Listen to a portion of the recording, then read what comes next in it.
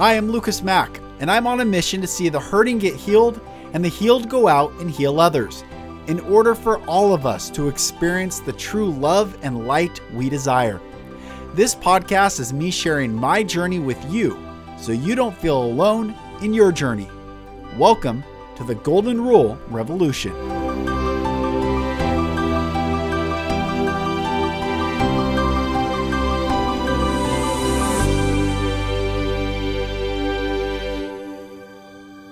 Hello, brothers and sisters. Welcome back to another episode of the Golden Rule Revolution. I'm Mack. Thank you for joining. If you are new to my podcast, make sure you subscribe, click the link below wherever you're watching or listening from, and make sure you are following for the latest updates. There is a lot going on right now energetically, and this podcast, I want to get on and share my experience of what's happening. I live in the Seattle area, and it's incredibly dense. It's incredibly dense. And talking to people, first of all, I don't know one person who hasn't faced the ultimatum of take the poke and keep your job, or don't take it and lose your job. Every person that I know has been faced with that, myself included. Now, there have been exemptions granted, but I talked to a really good friend of mine today who is a genius, really. He has patent technology. He's a really brilliant guy. And we were talking about why not take this. And if you have, again, I've said this, there is literally no energy towards you of negativity. Wish you well, wish you the best. But if you haven't and you're on the fence,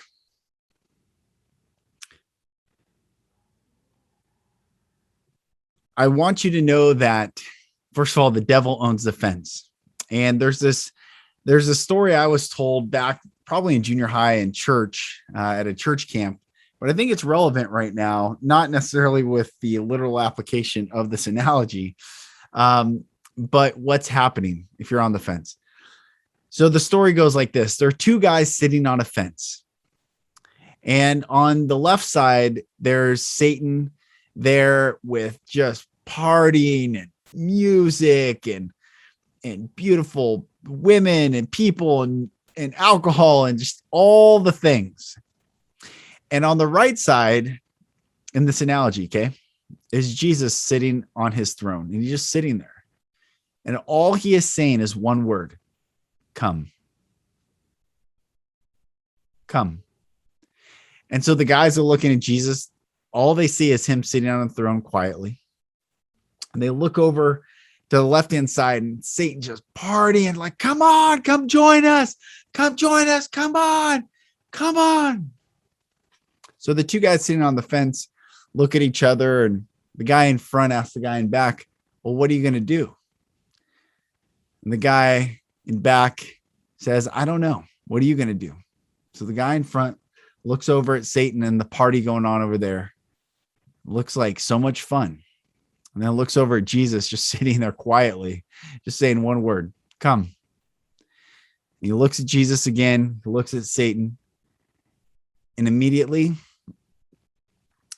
he jumps over to Jesus' side, and immediately a huge celebration, like the greatest love, music, choir, people, angels, like all of heaven erupts, just exploding with love for the guy who jumped, the guy that was in the front that jumped over to Jesus.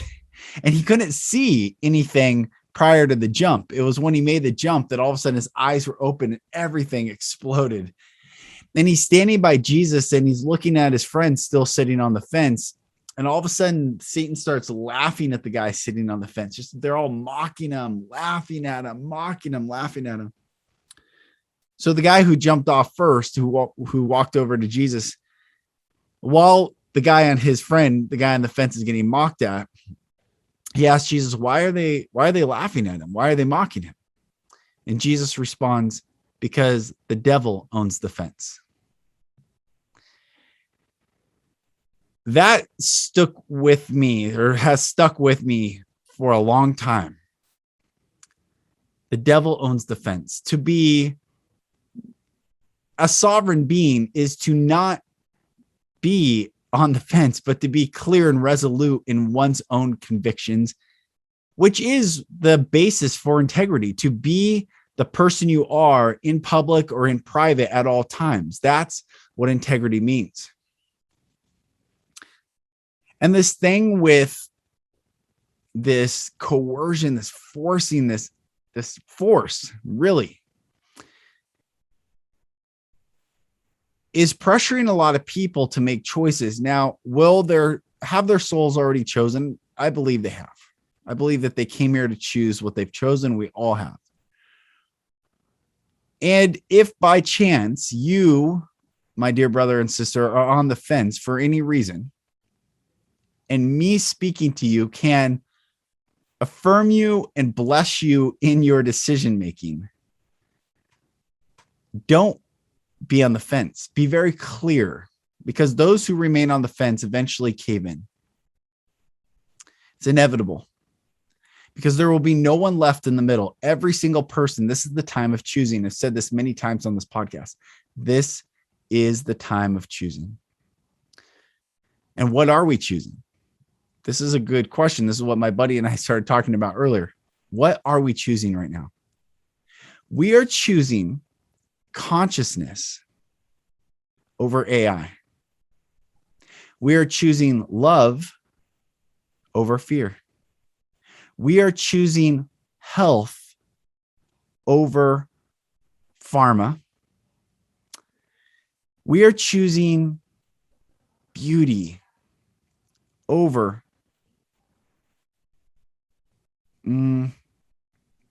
the ugly coercion that is taking place. So yes, we are choosing quite a bit. And our ability to choose is what makes us human. That is the law of free will. So we are exercising our law of free will when we choose. And not to choose is to choose. That is a choice. However, what I was telling my buddy, who's brilliant and is in the biochemistry world and is in the technology world, he's like, there's a lot of things that they say that it can do once you get, once you get all the technology in your body, essentially making you an android. And I said, tell me one thing on the planet that has been the quick way to something, the easy way to something that is good for all people. Meaning you can take steroids, get super strong and blow your body out and cause yourself massive amounts of damage long-term. You can shortcut a lot of different things, but it's not sustainable, nor is it the healthiest option. I said psychedelics in the hands of the CIA is a weapon. Psychedelics in the hands of a shaman is medicine. AI in the hands of the government is a weapon. AI in the hands of an entrepreneur that truly wants to make the world a better place can be beneficial.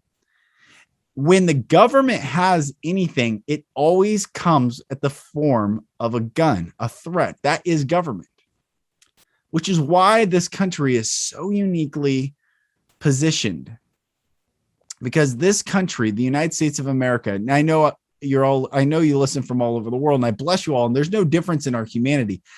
But I know many are praying for this country not to fall and cave into this globalism, because this is the keystone. This is holding every human being, wherever you are on the planet, with the last semblance of choice that you have. If this country falls, everything falls. And I've been getting trolled by it's one person who I grew up with. And it's funny. He just sees the world completely different, and he's angry. And I don't know what to say anymore to people who can't see the choice. This is a spiritual war that we're in, and it takes spiritual eyes. And sadly, many people who grew up in the Christian church or Christianity who have been wounded by that teaching and told that it is the truth and nothing but the truth, who have been wounded in that, reject everything on the right-hand path. A lot of people do. And then they throw the baby out with the bathwater, per se. And I think that's what's happening to a lot of people on the left. They want morality, they want goodness, but they're angry when it comes to standing in sovereignty and choice. There's this safety and groupthink on the left-hand path, which is what you see in that analogy of the fence. Is people on the over by the devil, over by Satan, were partying, they're all together, so made the people on the fence feel very isolated and alone. And I forgot to mention, the guy on the fence couldn't see the celebration that his buddy got, because there is no coercion with God. That is clear. There's no coercion with God. So this coercion that's taking place is not of God, it's of Satan. This fear mongering that's taking place is not of God, it is of Satan. God is love, God is light, and in him there is no darkness at all. For perfect love casts out fear. So I want to be very clear. This is a satanic plot on this planet to coerce, manipulate, and enslave as many human beings as possible. Why? Because Satan is about to be destroyed, and he is going to take as many with him as possible. That's what it is. God didn't desire it to be this way, but God does not want to coerce any being. And under the law of free will, which is based in the law of love, everyone gets exactly what they choose. And the thing is, you can never unchoose this choice. And there's many reasons why people choose. The worst example I've heard is because I love to travel. And I say, what does it profit a man to gain the whole world and lose his soul? Other choices are, I need to feed my family. I say, sure, totally understandable. And again, I'm not attacking, nor do I think less of anyone. I'm here to stand, though, for those who have not yet chosen, and say, stand in your sovereignty, seek God, know the love of God. And the love of God will empower you to physically, mentally, spiritually, and emotionally thrive, despite what the world of fear and control say. Religion is a fallacy. It is based in fear. Don't read that. Don't look that. Don't do that. Or what? You see, the reality is, Jesus said, many will come in that day. I've said this before on a podcast recently. I want to say it again, because this has all been foretold. This is why the Matrix exists. It's not like prophecy was like guessing. These divine teachers knew, because they saw the Matrix for what it was. Time is a created thing in this Matrix. Even the Bible says a day with the Lord is as 1,000 years, and 1,000 years is a day. Time is not consistently the same rate that it is in heaven as it is here on earth, or above heaven, or at one point time was created. So God does not exist in time. Time exists in God. So what was I saying about time?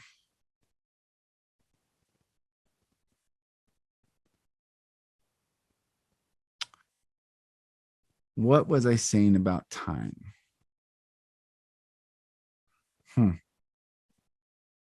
Well, anyway, we are here. This is the time of choosing. I'll tell you that much. We are at this very unique, special place.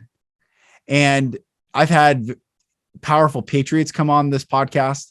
I feel like I'm in this in between patriotism and spirituality. When really what I know I'm here on this earth is to help heal the planet. We will have these healing events. We will reconcile, but it's going to take massive amount of humility. Man,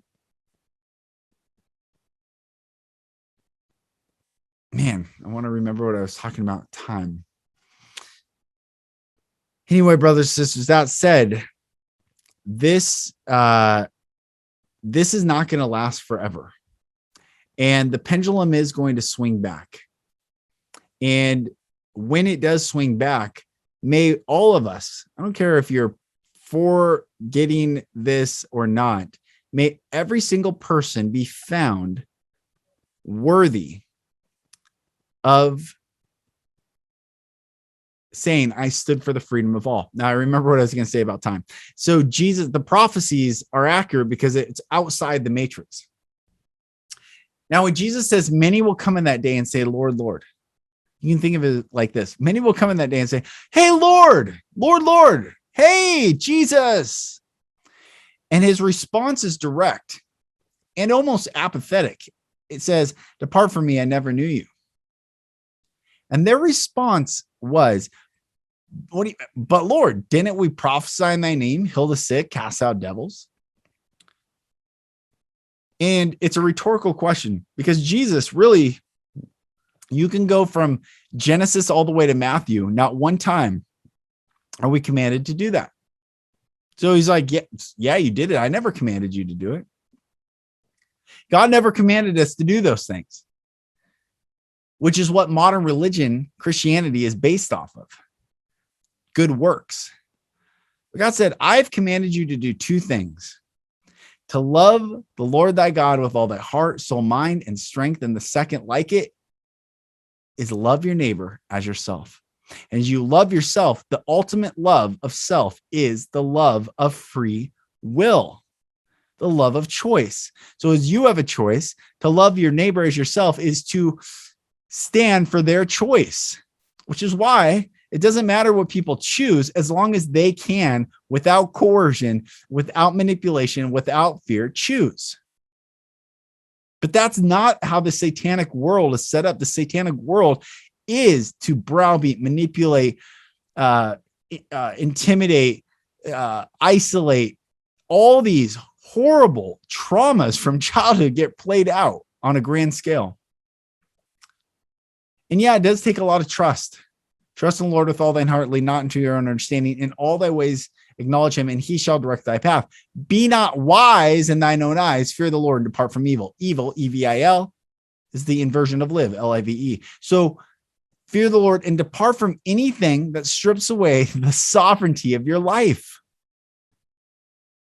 Which, when someone says you can't work here unless you get something that goes against your sovereign will, depart from it.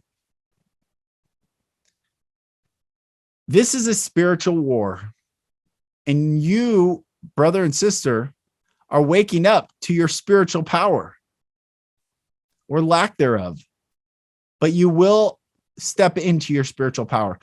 Practicing consciousness, to be in constant prayer, not to be defined by a religion, not Catholic, Christian, Buddhist, Hindu, Jew, Muslim, Sheik, none of it. Zeke, none of it. Seek, sorry. None of it. Don't be defined by any of it. Be defined by a soul that loves the Most High God, the creator of all.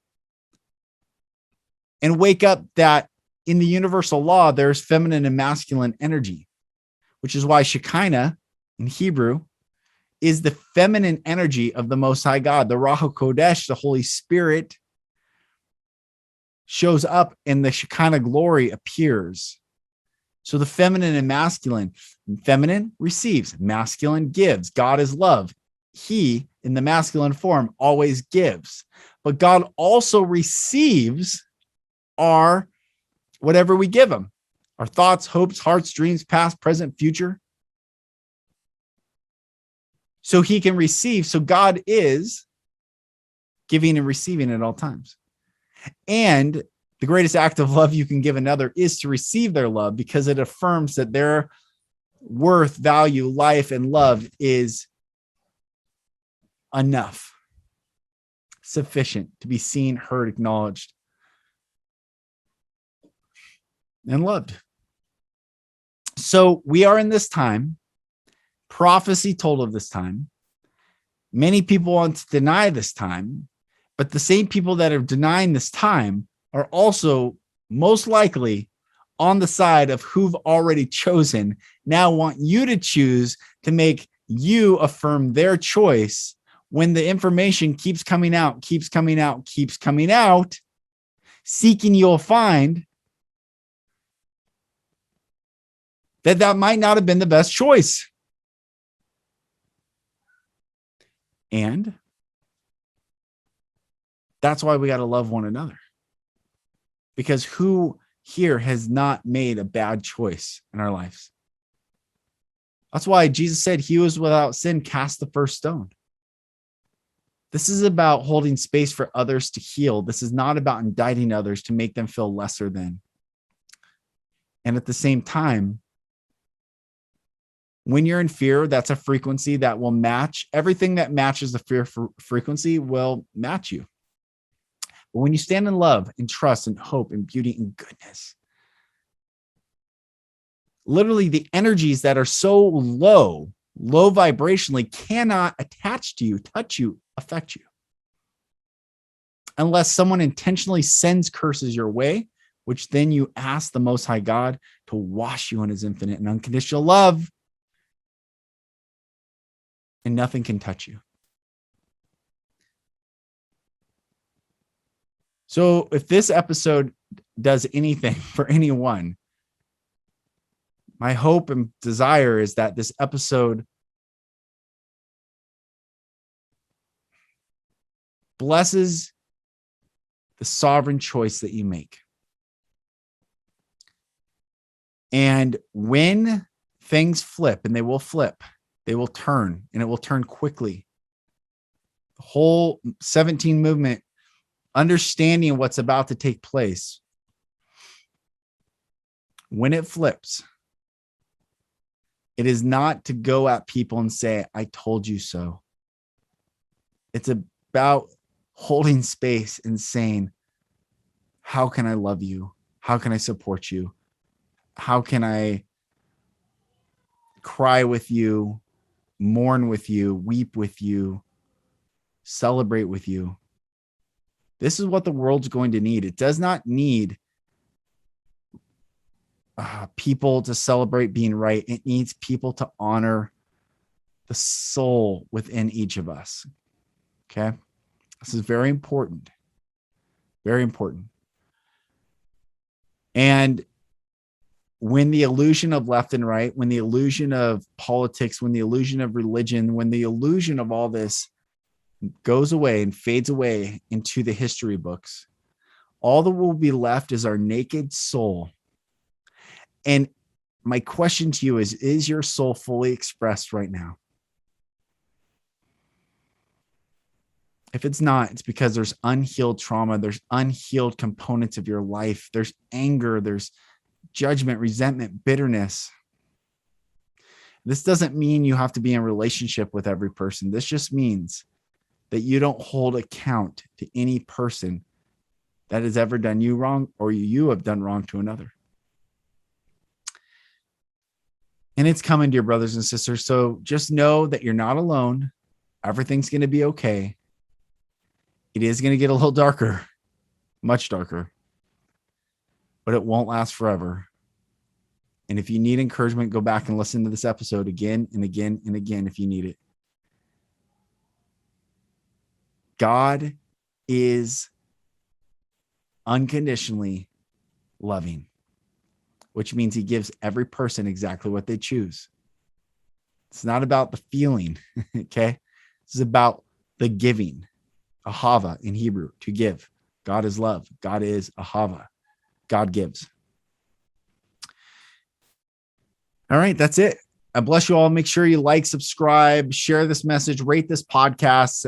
If you're watching on YouTube, go ahead, please like and subscribe and share. Comment if you have questions, if you want to hear future guests that have been on the show or anyone you think I need to get on, comment me, message me. And if you're looking for coaching during this time, reach out to me through my website, lucasmack.com. A lot of clients are experiencing a lot of different issues. We work through all this stuff. Sovereignty and healing and personal power and authority is available to every single one of us. We just have to do the work. We have to get honest with ourselves. So if you need support and coaching, reach out to me. I love you all. I bless you all. I'm Lucas Mack. This is the Golden Rule Revolution, and I'll talk to you on the next episode. Thank you, brothers and sisters, for listening. For support in your journey, go to my website, lucasmack.com.